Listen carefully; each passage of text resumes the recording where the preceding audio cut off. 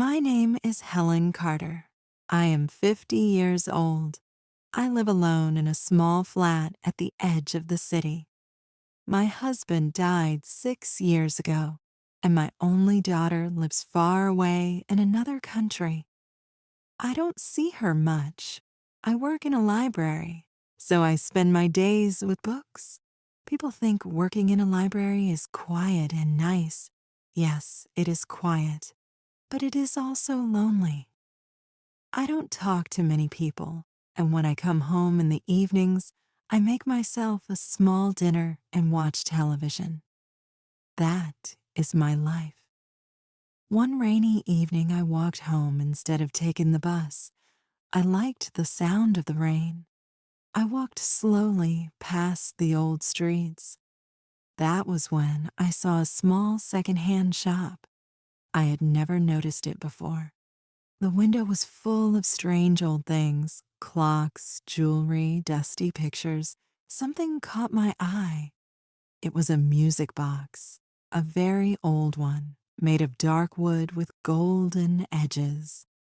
On top, there was a small figure of a dancer. The dancer had a painted face, but the paint was cracked. Still, I liked it. I went inside. The shop was empty except for an old woman behind the counter. She looked at me with sharp eyes. "Good evening," she said. "Good evening," I answered. "How much is that music box in the window?" She frowned, then smiled. "That old thing? £5. £5 was not much, but the way she said that old thing made me uneasy. Still, I wanted it. I don't know why. I paid her and carried the music box home. When I got inside, I placed it on the table. I turned the little key at the back. Slowly, the music began to play. It was a soft, sad tune. The dancer on top began to turn in a slow circle. I listened for a long time. It was beautiful, but also strange. The song made me feel cold. Still, I liked it. Before bed, I put the music box on my shelf. The next morning, when I woke up, I heard the tune again. Very faint but clear. The music box was playing by itself. I hadn't touched it. I went to work, trying not to think about it. At the library, I was distracted all day. I wanted to go home to check. When I opened my flat door that evening, the music was playing again.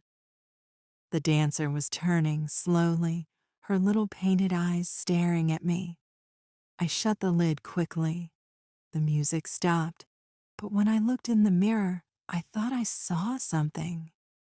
Behind me, just for a second, a shadow moved. That night, I could not sleep. At midnight, the music began again. Louder this time. I jumped out of bed and ran to the living room. The music box was open, and the dancer was turning faster and faster. Then it stopped suddenly.